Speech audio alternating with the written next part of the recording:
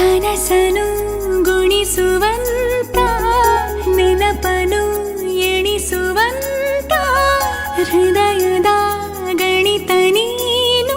ನನ್ನ ಜೀವ ನಿನ್ನ ಸಮೀಪ ಬೇರೆ ಏನು ಇಲ್ಲ. ಕಲಾಪ ನೀನೆ, ಮೌನ ನೀನೆ, ವಿಲಾಸ ನೀನೆ, ನನ್ನ ಖಾಯಂ ವಿಳಾಸ.